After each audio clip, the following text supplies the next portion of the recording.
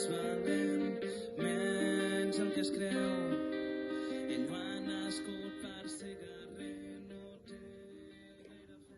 Fa molts i molts anys, la gent que vivia al poble de Montblanc estava molt espantada perquè un drac potent i molta gana es menjava tot allò que li passava pel davant.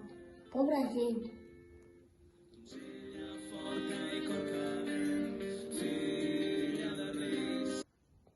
Els veïns del poble van pensar que si cada dia donàvem al drac un animal del ramat, el drac estaria tip i no li caldria menjar-se les persones. Pobres ramats!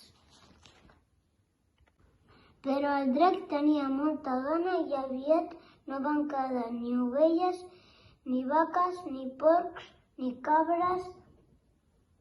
I també havien acabat els conills i les gallines. Pobres bèsties!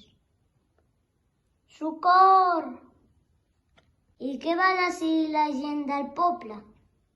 Donar al drac pudent una noia cada dia, una noieta ben tendra i gustosa, que per sorteig seria regalada al terrible animal. Pobres noies! Però un dia el sorteig va voler que li toqués el torn a la filla del rei. El drac ja es llepava els bigotis. Tan bonica i tan jove devia ser ben suculenta. Pobra princesa!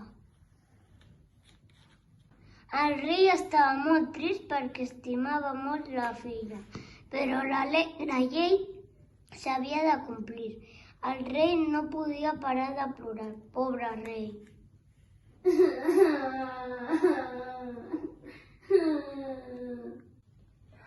Va arribar el dia de portar la princesa allà on el drac vivia.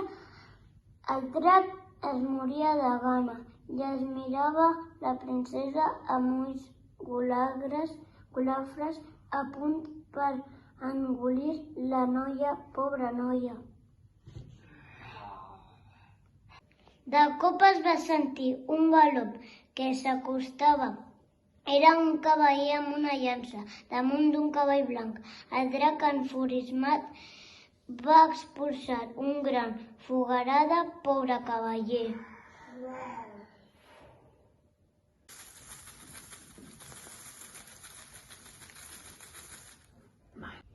El cavaller, sense pensar-ho, va clavar la llança al coll del drac. El drac va caure a terra ben mort. Qui és aquest cavaller? Es preguntava tothom. Jordi, per servir-los, va dir el noi. Visca Sant Jordi!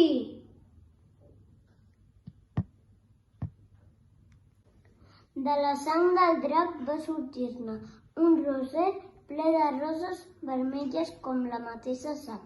El cavaller Jordi va prendre una i va donar-la a la princesa. Tothom aplaudia, cridava «Visca l'amor!». El rei va demanar al cavaller que es quedés, però en Jordi havia de marxar per continuar repartint pau i llibertat pel món. Des d'aquell dia, cada 23 d'abril, un roser ple de roses vermelles neix al lloc on va morir el drac. Visca Sant Jordi! Que arronsa el nas voldria marxar.